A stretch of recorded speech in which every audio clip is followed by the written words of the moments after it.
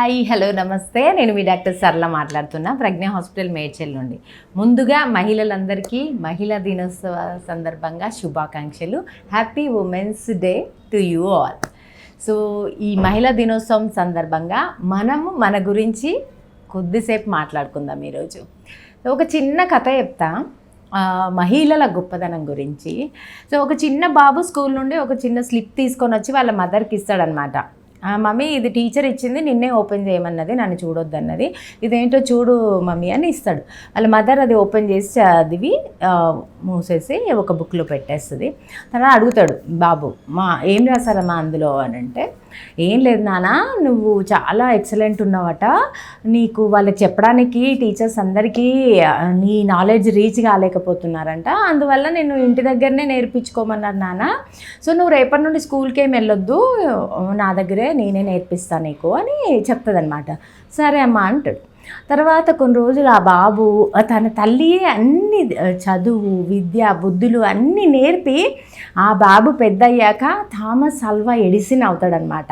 ఆ బాబు మన ప్రపంచానికి మనందరికీ వెలుగును అందించిన ఒక పెద్ద సైంటిస్ట్ అవుతాడనమాట.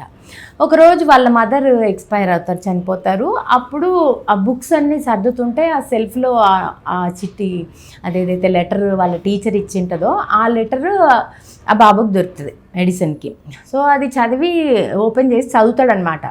అందులో ఏమని రాసి ఉంటుందంటే, మీ బాబు బుద్ధిహీనుడు అవుతున్నాడు, అసలు ఏ సబ్జెక్టు రాదు, అసలు ఏమి పనికిరాడు ఈ బాబుని రేపటి నుండి స్కూల్కి పంపించకండి అని ఆ స్లిప్లో రాసి ఉంటుంది.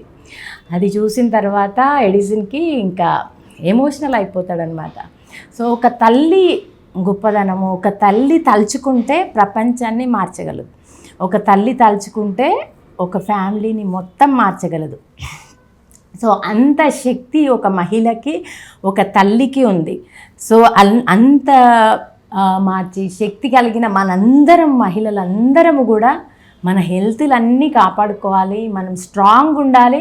మనం స్ట్రాంగ్గా ఉన్నప్పుడే మన ఫ్యామిలీ అంత స్ట్రాంగ్గా ఉండగలదు, మన ఫ్యామిలీ బాగున్నప్పుడే మన కంట్రీ అంత ముందుకెళ్ళగలదు. సో మనం ఈ మహిళా దినోత్సవం సందర్భంగా ఖచ్చితంగా ఎవ్రీడే మనకి ఏ ఇబ్బందులు ఉన్నా ఫ్యామిలీతో చర్చించాలి. నీకు ఏ పెయిన్ ఉన్నా మెంటల్గా కానీ ఫిజికల్గా కానీ ఎలాంటి ఇబ్బందులు ఉన్నా కూడా అది దాచిపెట్టుకొని, నీకు ప్రాబ్లం ఉన్నా సరే లోపల పెట్టుకొని చెప్పకుండా, అది సివియర్ అయిన తర్వాత అందరూ బాధపడాల్సిందే. సో చిన్నగా ఉన్నప్పుడే నీ హెల్త్ గురించి అందరితో మాట్లాడుకొని నీ హెల్త్ జాగ్రత్తగా చూసుకొని మనం హెల్తీగా హ్యాపీగా ఉంటేనే మన ఫ్యామిలీస్ హ్యాపీగా ఉంటాయి, మన దేశం కూడా ముందుకెళ్తుంది.